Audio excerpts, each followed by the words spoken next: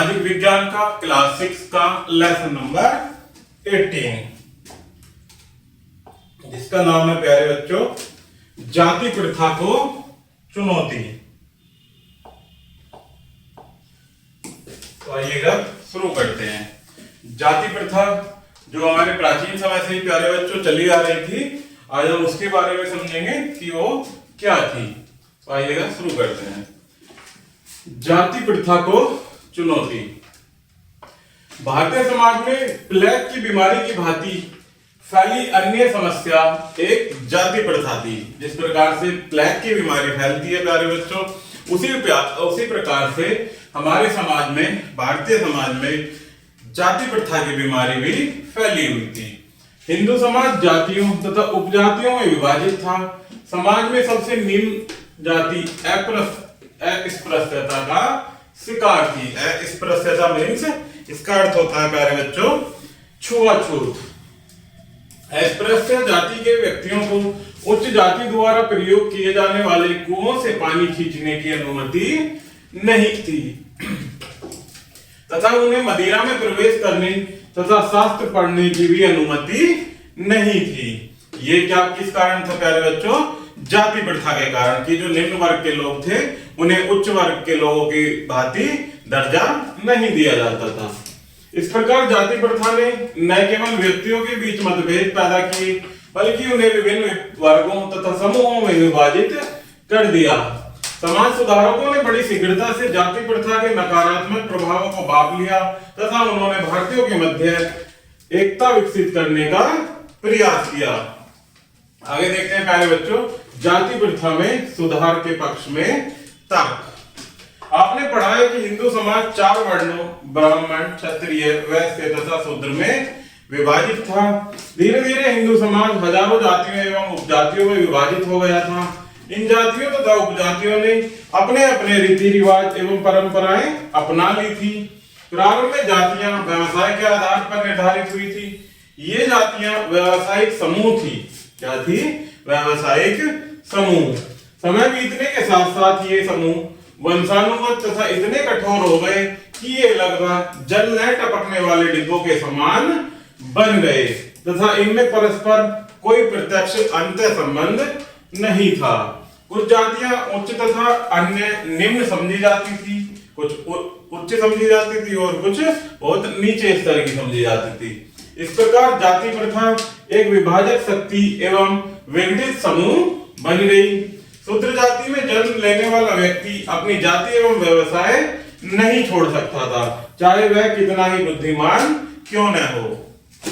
तो आगे देखते हैं प्यारे बच्चों जाति प्रथा के दुष्प्रभाव। इसके क्या दुष्प्रभाव हुए? इसमें पहला है विभाजित राष्ट्र है। अपने देश के इतिहास के अध्ययन से स्पष्ट होता है कि जाति प्रथा ने भारतीय जनता को कठोर समूहों में विभाजित कर दिया था। अधिकांश समय वे विभाजित राष्ट्र बने रहे तथा विदेशी आक्रमणों को रोकने में असफल रहे। जाति प्रथा राष्ट्र विरोधी एवं प्रजातंत्र विरोधी है। यह भारतीय एकता के लिए कुठाराघात है। इसने समाज को विभिन्न समूहों में विभाजित कर दिया।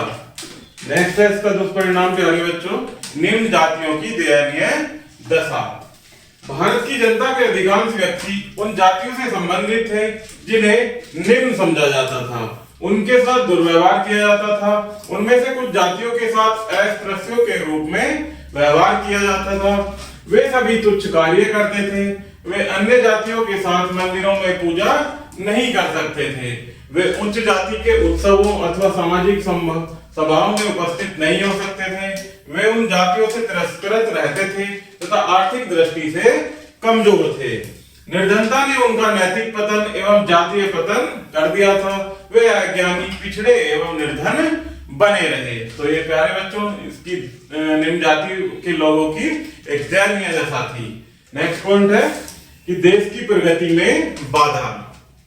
जाति प्रथा हमारे देश की आर्थिक एवं सामाजिक प्रगति में गंभीर बाधा सिद्ध हुई। इसमें व्यवसाय के चुनाव की स्वतंत्रता को भी प्रतिबंधित कर दिया था। इसका व्यक्तिगत उद्यम एवं उत्साह पर विपरीत प्रभाव पड़ा।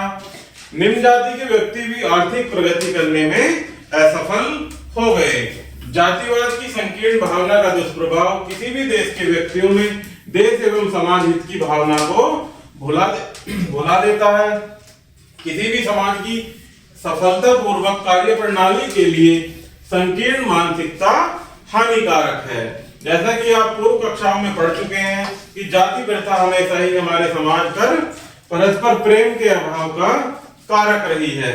इसके प्रमुख कारणों एवं प्रभावों का वर्णन ऊपर किया जा चुका है। 19वीं शताब्दी में जाति प्रथा बहुत कठोर हो गई थी। उच्च जाति का स्थान निम्न जाति से अधिक भिन्न था। आजीविका एवं रोजगार के विशेषाधिकार का सुख भोगती थी, लेकिन निम्न जातियां वर्जनाओं तथा दमन का शिकार थी। तो प्यारे बच्चों, पूरी तरह से आप समझ सकते हैं कि निम्न जाति के लोगों का शोषण किया जाता था और उन्हें उनके अधिकारों से भी वंचित रखा जाता था। जाति प्रथा ने समाज को विभाजित कर दिया। यह विभाजन अपमानजनक था, क्योंकि उच्च वर्ग के लोग एक समूह में आ गए और जो निम्न श्रेणी के लोग थे उन्हें एक अलग श्रेणी में डाल दिया गया, जो कि बहुत ही अपमानजनक था तथा इसने असमानता पैदा की। सामाजिक विघटन भी इसी के कारण हुआ। इसने जनता में एक राष्ट्र की भावना के विकास को बाधा पहुंचाई तथा इसी के कारण अंग्रेजों के विरुद्ध संगठित संघर्ष में व्यवधान उत्पन्न हुआ, क्योंकि विभाजन हो गया था तो कुछ लोग इधर हो गए, कुछ उधर हो गए, जिससे अंग्रेजों के प्रति युद्ध में भी बाधाएं उत्पन्न हुई।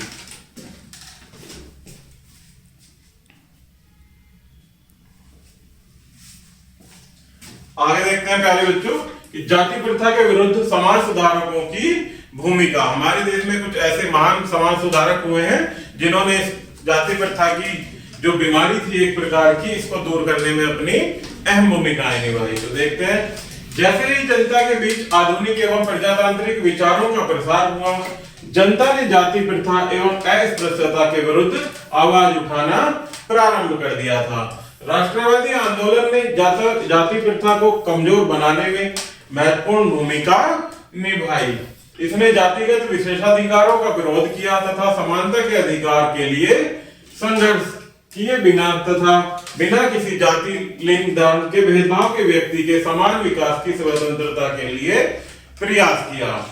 राजा राममोहन राय, ईश्वर चंद विद्यासागर, स्वामी दयानंद सरस्वती, ज्योतिबा फुले, महादेव गोविंद रानडे, महात्मा गांधी एवं भीमराव अम्बेडकर सरीखे अनेक समाज सुधारक ने समाज के उत्थान में उत्कृष्ट योगदान दिया। ये समाज सुधारक हुए हैं प्यारे बच्चों, जिनके भी हमने नाम लिए हैं।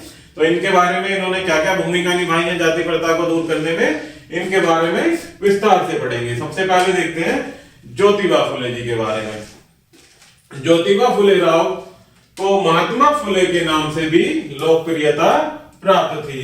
ज्योतिबा गोविंद राव फुले को इस नाम से भी जानते थे, महात्मा फुले के नाम से। वे महान समाज सुधारक थे। उनका जन्म एक निम्न जातीय परिवार में हुआ था। सन 1873 में ज्योतिबा फुले ने दलित एवं शोषित वर्गों के उत्थान के लिए सत्य शोधक समाज की स्थापना की। इसकी सत्य शोधक समाज की स्थापना। उन्होंने बिना किसी जातिगत एवं धार्मिक विश्वास और भेदभाव के अपनी सभा विशेषकर निम्न वर्गों के लिए अच्छा कार्य किया। उन्होंने बिना ब्राह्मण पुरोहित की सहायता लिए अनेक विवाह समारोह संपन्न कराए। जो अच्छे कार्य उन्होंने किए, उन्हीं के कारण उन्हें महात्मा फुले कहा गया।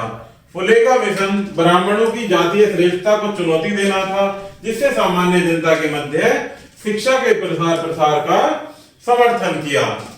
इसके लिए उन्होंने सार्वजनिक सत्य एवं पुस्तक एवं गुलामगिरी सदृश आलोचनात्मक रचनाएं लिखी। उन्होंने कुछ रचनाएं लिखी। सन 1851 में 21 वर्ष की आयु में उन्होंने पूना में एक बालिका विद्यालय प्रारंभ किया। कब? 1851 में, जब वो 21 वर्ष की आयु के थे। सन 1854 में उन्होंने अस्पृश्य व्यक्तियों के लिए विद्यालय खोला। उन्होंने जीवन भर दलित एवं शोषित जनता की सामाजिक समता के लिए संघर्ष किया। इसके बाद देखते हैं प्यारे बच्चों, वीर सलिंगम। ये भी एक महान समाज सुधारक हुए हैं। वीर सलिंगम का जन्म 16 अप्रैल 1848 को आंध्र प्रदेश के एक ब्राह्मण परिवार में हुआ था। वे बहुत ही दृढ़ संकल्प वाले व्यक्ति थे। उन्होंने आंध्र में सामाजिक क्रांति को नेतृत्व प्रदान किया। जब वे प्राथमिक विद्यालय के विद्यार्थी थे तब से ही उन्होंने निरर्थक रीति रिवाजों तथा धार्मिक अंधविश्वासों का विरोध करना प्रारंभ कर दिया था। वे महान समाज सुधारक थे। वे ब्रह्म समाज में विशेषकर केशव चंद्र से अत्यधिक प्रभावित थे। उन्होंने सन 1876 में एक तेलुगु पत्र प्रारंभ किया तथा इसे पूर्णतः बालिका शिक्षा, नारी उत्थान तथा विधवा पुनर्विवाह जैसे सामाजिक सुधारों के लिए समर्पित कर दिया था। वे एक विद्यालय में अध्यापक के रूप में कार्य कर रहे थे। अपने जीवन के अंतिम वर्षों में उन्होंने स्त्रियों के अधिकार के लिए लंबा संघर्ष किया। इसके लिए स्त्रियों के जीवन में सुधार के लिए वो अंत तक लड़ते रहे। उन्होंने अंतरजातीय विवाह को बढ़ावा दिया तथा जीवन पर्यंत जाति प्रथा के विरुद्ध अभियान चलाया। उन्होंने अस्पृश्यता के विरुद्ध भी एक लंबी लड़ाई लड़ी। वीरसलिंगम बहुमुखी प्रतिभा के लेखक थे। उन्होंने अपने नाटकों एवं निबंधों के माध्यम से जाति प्रथा के विरुद्ध जोरदार उपदेश किए। क्योंकि वो एक लेखक भी थे तो उन्होंने अपनी लेखिका को ही, अपनी लेखन कार्य को ही उपदेश देने के लिए अपने आप को दृढ़ बनाया। उनकी रचनाओं एवं विचारों ने आंध्र प्रदेश को विशेष रूप से प्रभावित करने के साथ साथ शेष भारत देश को भी अत्यधिक प्रभावित किया।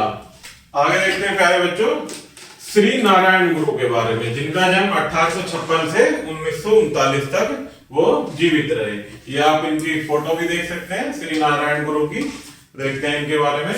जिस प्रकार ज्योतिबा फुले ने पश्चिमी भारत में दलितों एवं शोषितों की भलाई के लिए महत्वपूर्ण आंदोलन चलाया, ठीक उसी प्रकार नारायण गुरु ने भी केरल में यही कार्य किया। उनका जन्म 20 अगस्त 1856 में राजहवा परिवार में हुआ था। हिंदुओं द्वारा इस जाति को अस्पृश्य समझा जाता था। नारायण गुरु ने अपना संपूर्ण जीवन राजहवा जाति और अन्य दबी कुचले व्यक्तियों के लिए समर्पित कर दिया था। उनके द्वारा अनेक मंदिरों का निर्माण किया गया जिनमें देवताओं तथा उनके लिए मूर्तियों की कोई स्थान नहीं था। अपने द्वारा स्थापित प्रथम मंदिर में श्री नारायण गुरु ने समीप की एक जलधारा से लाकर एक पत्थर लगाया। पत्थर पर निम्नलिखित शब्द लिखे हुए थे। क्या किया उन्होंने प्यारे बच्चों? काफी सारे मंदिर बनवाए लेकिन उनमें कोई भी मूर्तियां भगवान की नहीं थी। उन्होंने पास के ही एक जलधारा से लाकर उसमें एक पत्थर लगाया जिस पर कुछ शब्द लिखे हुए थे, जो ये हैं कि यह एक ऐसा स्थान है जहां सभी व्यक्ति बिना किसी जातिगत भेदभाव एवं धार्मिक प्रतिस्पर्धा के भाईचारे के साथ रहते हैं। उन्होंने मूर्ति की जगह एक पत्थर लगाया जिस पर ये लाइनें लिखी हुई थी। सन 1903 में उन्होंने श्री नारायण धर्म परिपालन योगम की स्थापना की, जो सामाजिक सुधार लाने के लिए एक महत्वपूर्ण संगठन बन गया था। श्री नारायण गुरु का आदर्श सभी जाति के लिए एक जाति, एक धर्म एवं एक धार्मिक गुरु था। उन्होंने केरल की जनता में अपने आदर्श को लोकप्रिय बनाया। नेक्स्ट है प्यारे बच्चों पेरियार रामास्वामी। ईवी रामास्वामी नायकर को लोकप्रिय पेरियार नाम से तमिलनाडु के समाज सुधारक के रूप में ख्याति प्राप्त है। उनका जन्म 17 सितंबर सन 1879 को मद्रास में हुआ था। वे एक आस्तिक समाज सुधारक कार्यकर्ता थे। उन्होंने द्रविड़ कड़गम तथा स्वाभिमान आंदोलन की स्थापना की थी। पेरियार का दार्शनिक विचार था कि समाज में सभी स्त्री पुरुष स्वाभिमानी एवं गौरवपूर्ण जीवन व्यतीत करें तथा उन्हें अपने शारीरिक, मानसिक तथा नैतिक गुणों का विकास करने के लिए समान अवसर उपलब्ध होने चाहिए। इसे प्राप्त करने हेतु वे सभी प्रकार के अन्यायपूर्ण भेदभाव मिटाकर सामाजिक न्याय एवं राष्ट्रीय दृष्टिकोण को प्रोत्साहित करना चाहते थे। उन्होंने केरल में अस्पृश्यता के विरुद्ध वैकोम सत्याग्रह का प्रारंभ किया। इस आंदोलन के परिणाम स्वरूप त्रावणकोर के राजा द्वारा राज्य में अस्पृश्यता को समाप्त किया गया। अनेक अन्य राष्ट्रीय नेताओं ने भी इस आंदोलन में भाग लिया। हास्यास्पद एवं हानिकारक अंधविश्वासों, परंपराओं, रीति रिवाजों तथा आदर्शों के विरुद्ध स्वाभिमान आंदोलन उत्साह पूर्वक निरंतर चलता रहा। वे जनता की आशंकाओं एवं अज्ञानताओं को दूर करके उन्हें ज्ञानवान बनाना चाहते थे। उन्होंने जनता को शिक्षा दी कि वे उन्हें संस्थागत प्रथाओं एवं मूल्यों में परिवर्तन लाएं, जो जनता में अर्थहीन विभाजन एवं अन्यायपूर्ण भेदभाव उत्पन्न करती है। उन्होंने जनता को यह भी परामर्श दिया कि वे समय के परिवर्तन के साथ आवश्यकताओं में भी परिवर्तन करके आधुनिक दशाओं के साथ कदम बढ़ाएं। सन 1970 में यूनेस्को ने परिवार को एक पुरस्कार दिया। उन्होंने नए युग का देवदूत, दक्षिणी पूर्व एशिया का सुकरात, समाज सुधारक आंदोलन का जनक तथा अज्ञानता, अंधविश्वास, निरर्थक रीति रिवाजों एवं तुच्छ तौर तरीकों के प्रबल शत्रु उनके उपाधियों से सम्मानित किए गए। उनका कार्य महाराष्ट्र के ज्योतिबा फुले के समान था। पेरियार की कुछ उक्तियां आज भी प्रसिद्ध हैं। एक स्थान पर उन्होंने कहा था कि मानव जाति स्वयं में जाति है। क्या है? मानव जाति स्वयं एक जाति है, इसकी कोई जाति नहीं हो सकती। हमारे उस समाज में जाति है वेदों की बात करना, जो एक देश के निवासी हैं, गंभीर शैतानीपूर्ण कृत्य है। क्या है? गंभीर शैतानीपूर्ण एक कार्य है। 24 दिसंबर सन 1973 को पेरियार की मृत्यु हो गई थी। इसके बाद देखते हैं प्यारे बच्चों महात्मा गांधी जी के बारे में, जो कि हमारे महान नेता हुए हैं देश के, जिन्हों की स्वतंत्रता के लिए भी उन्होंने महत्वपूर्ण भूमिका निभाई है। आइएगा उनके बारे में पढ़ते हैं। मोहनदास करमचंद गांधी का जन्म 2 अक्टूबर सन 1869 को पोरबंदर काठियावाड़ में हुआ था। सन 1887 में वे कानून का अध्ययन करने के लिए इंग्लैंड चले गए थे। वे 1891 में सुयोग्य बैरिस्टर बनकर भारत लौट आए। उन्होंने अब्दुल्ला एंड कंपनी के एक प्रस्ताव पर सन 1893 में दक्षिण अफ्रीका की समुद्र यात्रा की। दक्षिण अफ्रीका में बसे भारतीयों के प्रति अफ्रीकी सरकार का कठोर व्यवहार देखकर उन्हें अत्यधिक कष्ट हुआ।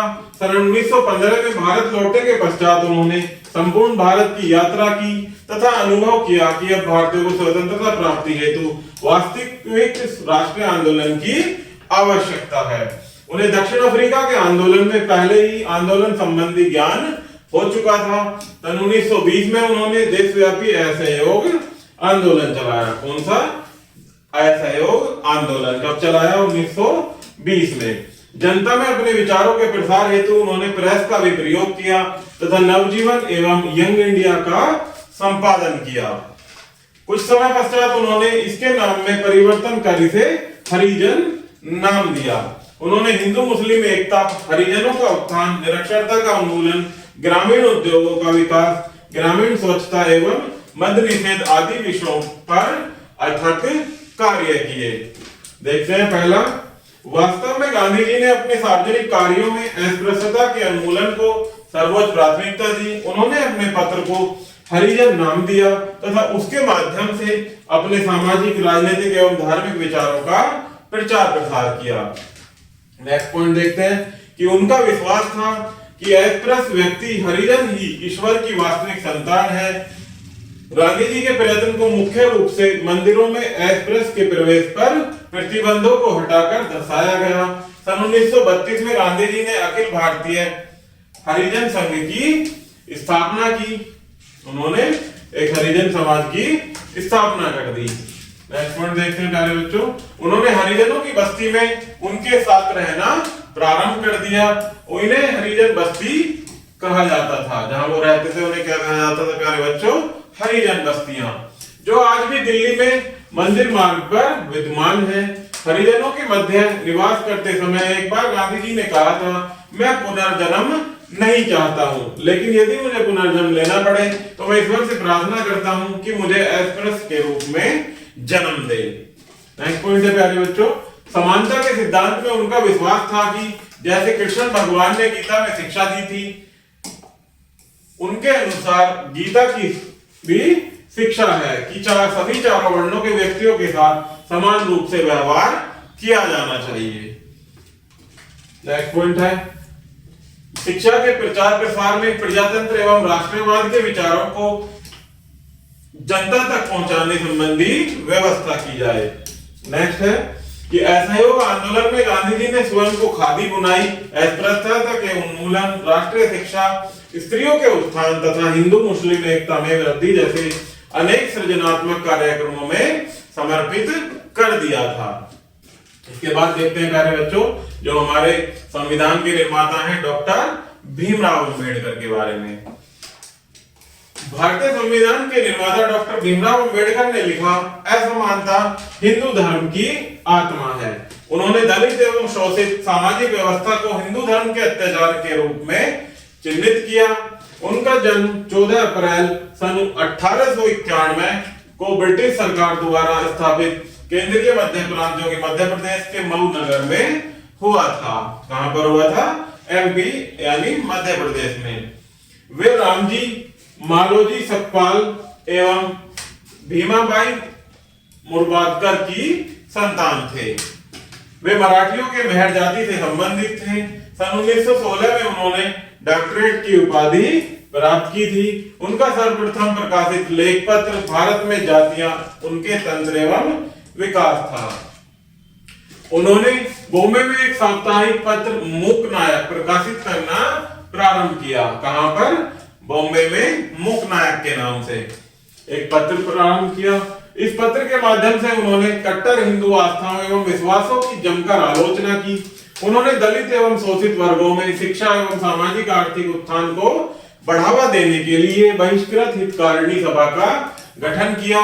सन 1926 में वे बॉम्बे विधान परिषद के सदस्य बन गए तथा अस्पृश्य व्यक्तियों के अधिकारों को प्राप्त करने के लिए अहिंसक विरोध अथवा सत्याग्रह का उन्होंने नेतृत्व किया। उन्होंने अपना संपूर्ण जीवन जाति व्यवस्था के अत्याचारों के विरुद्ध संघर्ष करने में लगा दिया। अस्पृश्यता उन्मूलन के उन्होंने अखिल भारतीय शोषित वर्ग संघ का संगठन किया। जाति प्रथा के विरुद्ध राष्ट्रीय संघर्ष का राष्ट्रीय आंदोलन से निकट संबंध था। ब्रिटिश सरकार भारतीय समाज की परंपरागत रचना में हस्तक्षेप नहीं करना चाहती थी। अंग्रेज समाज के कट्टर वर्गों में वैमनस्यता स्थापित करना नहीं चाहते थे। इसलिए डॉक्टर भीमराव अंबेडकर सरीखे स्वतंत्रता सेनानी ने कहा था कि हमें अवश्य ही सरकार चाहिए जिसमें सत्ताधारी व्यक्ति जातियों के सामाजिक एवं धार्मिक जीवन में सुधार करने हेतु कदम उठाने में किंचित भयभीत न हो, जिसमें अनिवार्य रूप से न्याय एवं औचित्य लाया जा सके। डॉक्टर भीमराव अंबेडकर का अनुभव था कि केवल स्वदेशी सरकार ही अस्पृश्यता को समूल नष्ट करने में समक्ष हो सकती थी। सन 1927 एवं 32 के बीच अंबेडकर ने अस्पृश्य व्यक्तियों को मंदिर में प्रवेश तथा सार्वजनिक तालाबों एवं कुएं से पानी खींचने से संबंधित अधिकारों को दिलाने हेतु अहिंसक अभियानों का नेतृत्व किया। अर्थात अंबेडकर जी ने जो अस्पृश्य और दलित लोग थे उनको भी उन्हीं उच्च वर्गों के लोगों के समान अधिकार देने के लिए नेतृत्व किया। उन्होंने अखिल भारत शोषित वर्ग संघ का भी गठन किया। आज भारतीय संविधान के प्रारूप का श्रेय डॉक्टर भीमराव अंबेडकर को ही जाता है। जो हमारा भारत का संविधान है प्यारे बच्चों, उसका श्रेय मूल रूप से किसे जाता है? डॉक्टर भीमराव अंबेडकर को। वे संविधान प्रारूप समिति के अध्यक्ष थे तथा संविधान निर्माण में उनकी उपस्थिति ने सुनिश्चित कर दिया था कि निम्न जातियों के हितों की उपेक्षा नहीं की जा सकती, अर्थात उन्हें भी प्यारे बच्चों पूर्ण रूप से अधिकार दिए जाने चाहिए। समग्र रूप में राष्ट्रवादी आंदोलन तथा शोषित वर्ग संगठनों ने भारतीय समाज के इन शोषित वर्गों के उत्थान एवं मुक्ति का कार्य निरंतर जारी रखा। उन्हें सामाजिक दमन एवं शोषण से मुक्ति दिलाने के लिए उनका आर्थिक उत्थान अत्यधिक निर्णायक एवं महत्वपूर्ण था। उनके कल्याण के लिए संविधान में विशिष्ट प्रावधान करने अति आवश्यक समझे गए। इस प्रकार डॉक्टर अंबेडकर शोषित वर्गों को संगठित करने एवं शोषण से मुक्ति दिलाने का महत्वपूर्ण योगदान उन्होंने दिया। इसके बाद देखते हैं प्यारे बच्चों गतिविधियों में सुधारकों की संलिप्तता एवं परिणाम। 19वीं शताब्दी के उत्तरार्ध में भारतीय सुधारकों ने एक महत्वपूर्ण योगदान दिया। हिंदू समाज में धीरे धीरे अनेक बुराइयां प्राप्त हो गई, जिसके परिणाम स्वरूप इन सामाजिक बुराइयों का समाप्त करने तथा देश में सामाजिक एवं धार्मिक संतुलन स्थापित करने के लिए धार्मिक जागृति एवं प्रयास करना आवश्यक हो गया था। इससे पूर्व व्यवस्था के उत्तरदायी प्रमुख कारक पाश्चात्य शिक्षा, संस्कृति एवं विचारधारा, ईसाई मिशनरियों द्वारा पोषित मानवतावादी विचार, नई आर्थिक स्थिति, सुलभ एवं सस्ते परिवहन व संचार के साधन, बड़े नगरों की संख्या में वृद्धि, नई औद्योगिक विनिर्माण इकाइयों की स्थापना, सामाजिक एवं धार्मिक संगठनों तथा संस्थानों के आंदोलन, विद्यालय एवं नए कानून तथा इनसे सभी सर्वोपरि धार्मिक जागृति एवं सामाजिक अवचेतना थे। इसके बाद देखते हैं प्यारे बच्चों दलित वर्गों का उत्थान। समाज सुधारक आंदोलन के परिणाम स्वरूप तथा कथित शोषित वर्गों ने उनकी युगों प्राचीन निद्रा को अवचेतना में जागृत करने का कार्य प्रारंभ किया। वे विभिन्न प्रकार की सामाजिक, धार्मिक, राजनीतिक एवं आर्थिक अक्षमताओं से पीड़ित थे, लेकिन ईसाई मिशनरियों, ब्रह्म समाज, रामकृष्ण मिशन एवं विशेष रूप से आर्य समाज ने उनकी अक्षमताओं के उन्मूलन के लिए अमूल्य कल्याणकारी कार्य किए। सन 1916 में स्थापित बॉम्बे के शोषित वर्ग मिशन समाज गांधी जी के हरिजन आंदोलन, जो गांधी जी ने हरिजन आंदोलन चलाया था, उसकी तथा सरकार के अनेक सुधारात्मक कार्यों ने दलित वर्गों के उत्थान के लिए शिक्षा उपलब्ध कराने, आर्थिक दशाओं में सुधार करने तथा श्रेष्ठ नागरिकता के विषय में शिक्षा देने का कार्य किया।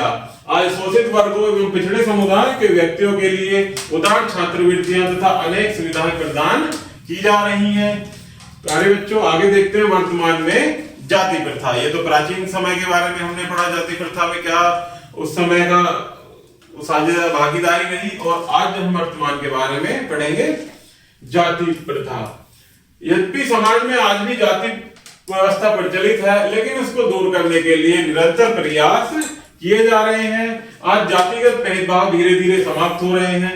नगरों एवं कस्बों में व्यक्ति सामान्यता जातिगत भेदभाव से प्रभावित नहीं है, लेकिन गांवों में आज भी ग्रामीण प्राचीन जातिगत परंपराओं का निरंतर अक्षुण्ण रखना चाहते हैं। युगों पुरानी जाति प्रथा को समाप्त करने के लिए अनेक कार्य किए गए हैं। आज हम बस रेलगाड़ी या हवाई जहाज में यात्रा करते हैं तो अपने निकट बैठे किसी भी व्यक्ति की जाति के प्रति कोई नकारात्मक विचार नहीं रखते हैं। ठीक उसी प्रकार विभिन्न जातियों के व्यक्ति फैक्ट्रियों, राजकीय कार्यालयों, विद्यालयों तथा महाविद्यालयों आदि में एक साथ कार्य करते हैं। हमारा देश तब तक प्रगति नहीं कर सकता जब तक हम इस सामाजिक बुराई को पूर्णतः उखाड़ कर नहीं फेंकते हैं। इस उद्देश्य को अनुभव करते हुए हमारी सरकार को जनता में शिक्षा एवं जागृति प्रचार करना चाहिए। लोगों में वैज्ञानिक चिंतन का विकास किया जाए। एक शिक्षित व्यक्ति इस मानव निर्मित सामाजिक वर्गों पर कोई ध्यान नहीं देता है। हमें इस सामाजिक बुराई को राष्ट्रीय स्तर पर दूर करने के प्रयास करने चाहिए। हमें एक ऐसे भारत का निर्माण करें जहां कोई जातिगत एवं धार्मिक भेदभाव न हो। आगे देखते हैं प्यारे बच्चों, अस्पृश्यता के विरुद्ध संघर्ष, अर्थात अस्पृश्यता जो छुआछूत के विरुद्ध संघर्ष। भारत सेवक समाज की स्थापना गोपाल कृष्ण गोखले ने की थी। यह ऐसा समाज था जिसने भारत की सेवा के लिए राष्ट्रीय मिशनरियों को प्रशिक्षण देना अपना लक्ष्य निर्धारित किया। यह देश हित में अपना जीवन समर्पित करने हेतु गठित की गई थी। इन मिशनरियों द्वारा समस्त संवैधानिक साधनों तथा भारतीय जनता के वास्तविक हितों की पूर्ति को भी प्रोत्साहन दिया गया। राष्ट्रीय आंदोलन ने सभी जातियों को सार्वजनिक सभाओं, रैलियों तथा जुलूसों के माध्यम से संगठित करने तथा एक दूसरे के निकट लाने का सार्थक कार्य किया। आगे देखते हैं प्यारे बच्चों, इसमें कुछ मुख्य बिंदु दिए गए हैं जिन्हें हम और आप मिलकर पढ़ेंगे। तो देखते हैं पहला पॉइंट कि 18वीं शताब्दी में भारतीय समाज में जाति प्रथा, अंधविश्वास, स्त्रियों के कठोर संस्कार तथा उनके प्रति अन्याय आदि अनेक बुराइयां आ गई थी। नेक्स्ट पॉइंट है, अनेक कट्टर एवं धर्मांध सामाजिक प्रथाओं के उन्मूलन के लिए 19वीं शताब्दी में अनेक सुधारवादी आंदोलन प्रारंभ हो गए थे। नेक्स्ट पॉइंट है, सन 1920 में महात्मा गांधी ने देशव्यापी आंदोलन को नेतृत्व किया। उन्होंने हिंदू मुस्लिम एकता एवं हरिजनों के उत्थान के लिए अथक प्रयास किया। मद्रास में ईवी पेरियार, रामास्वामी नायकर ने स्वाभिमान आंदोलन चलाया, जिसने हानिप्रद अंधविश्वासों, परंपराओं, रीति रिवाजों तथा आदतों के विरुद्ध निरंतर प्रचार किया। नेक्स्ट पॉइंट है, श्री नारायण गुरु एक महान संत एवं समाज सुधारक थे। उन्होंने हिंदू समाज सुधार का कार्य एवं शोषित जातियों में जागृति के लिए श्री नारायण धर्म परिपालन योगम की स्थापना की। नेक्स्ट पॉइंट है, कंडुकरी वैरीसलिंगम को आंध्र का देवदूत कहा जाता है। वे जाति प्रथा के विरुद्ध थे। उन्होंने अंतरजातीय विवाह को भी प्रोत्साहन दिया था, अर्थात हम एक से अपनी जाति से अलग विवाह भी कर सकते हैं, इसको भी उन्होंने प्रोत्साहन दिया था। नेक्स्ट पॉइंट है प्यारे बच्चों, ज्योतिबा फुले ने जाति प्रथा के अन्याय के विरुद्ध आवाज उठाई तथा शुद्धता एवं प्रदूषण के नियमों के प्रति घृणा के विचार व्यक्त किया। अनेक समाज सुधारकों ने विश्व धर्म सर्वोच्च ईश्वरीय सत्ता की पूजा अर्चना, बंधुत्व, सभी धर्मों में समानता तथा सम्मान आदि का समर्थन किया। उन्होंने मूर्ति पूजा, स्पृश्यता, जाति प्रथा एवं अंधविश्वासों का पुरजोर विरोध किया। तो प्यारे बच्चों, इस प्रकार से हमारा ये लेसन यही समाप्त होता है। आशा करता हूं कि यह वीडियो आपको जरूर पसंद आई होगी, तो चैनल को लाइक एंड सब्सक्राइब जरूर कीजिएगा। धन्यवाद।